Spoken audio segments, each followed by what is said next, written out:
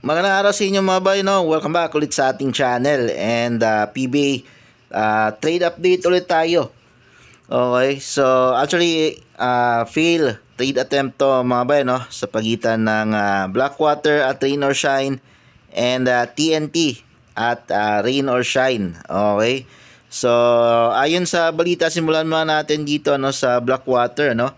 So yung Blackwater pala mga boy is inattempt nilang kunin itong si Andre Karakot mga bay, no?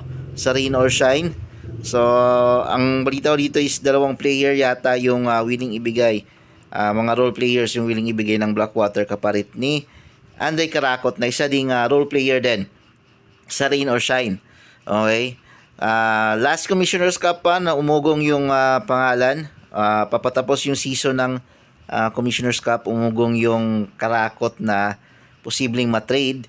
Yun nga lang, pagdating ng playoffs, especially nung semifinals, ano, against Ginebra, gumanda yung laro ni Andre Karakot, kaya mukhang hindi natuloy yung trade sa kanya, no? And mukhang itong Blackwater nga yata yung isa sa mga prosigidong kunin itong si Andre Karakot mula sa Rain or Shine.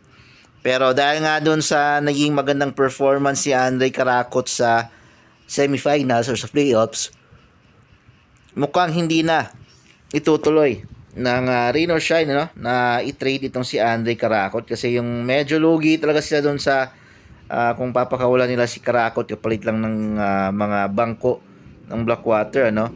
Pero alam naman natin si Coach Yeng, magaling siya mag-develop ng player kahit na bangko ka pa sa ibang team. Pag napunta ka ng Ross, bibigyan ka talaga niya ng playing time.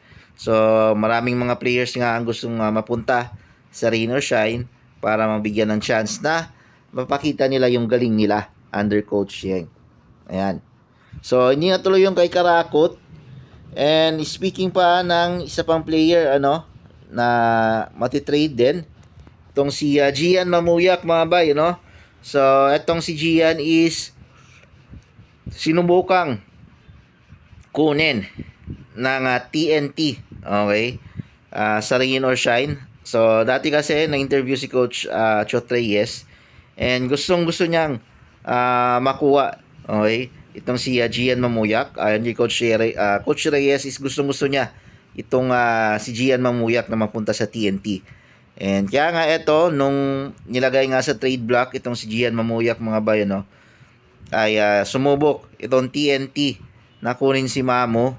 Yun nga lang, hindi pumayag yung Rain or Shine, mga bayan, no. Medyo parang na-offend yata siya dun sa offer ng TNT kasi ang in-offer lang dito kay Gian Mamuyak, mga bay, no, is dalawang second round pick yata. Okay, kung hindi ako nakakamali.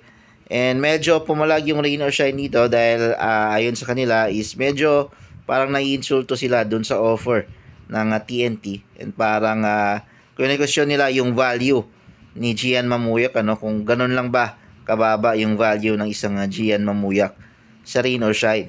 So, ang titignan kasi dito, mga bayan, no, kung bakit mababa yung ganun lang yung offer ng TNT para makuha si Gian Mamuyak is ang kontrata kasi dito ni Gian is medyo alanganin kasi pa-expire na and pwedeng maiwan sa ere yung team na kukuha sa kanya sa trade, kaya ganun kababa yung yung offer kasi hindi din kasi masisecure kung natuloy yung trade, hindi rin kasi masisecure ng TNT na maglalaro talaga si Gian sa kanila after ng kontrata niya, and kung offeran din siya ng TNT kung papayag din si Gian kasi tandaan natin may offer sa Japan B-League itong si Gian Mamuyak. So anytime pag hindi niya nagustuhan yung offer, pwede niyang iwan, okay, yung PBA para lumipad sa Japan. So yun din yung kinakatakot din ng TNT na baka pag inofera ng extension or pag-resign ng contract to si Gian hindi siya pumayag,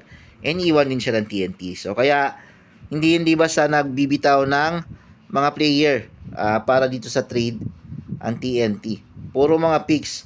Pero ayon sa Rain or Shine, kung first round pick lang daw sana yung in-offer ng TNT, baka pwede pa silang pumayag. Okay? So, yun yung parang ano sila kasi bakit second round pick lang yung i-offer mo kahit na alanganin na posibleng hindi pumirma ng extension si Gian Mamuyak dyan sa team na kukuha. So, yun mga bay, nag-back out yung Ross para makuha si Mamo and Karakot sa lineup nila. So, nasa lineup pa rin sila officially.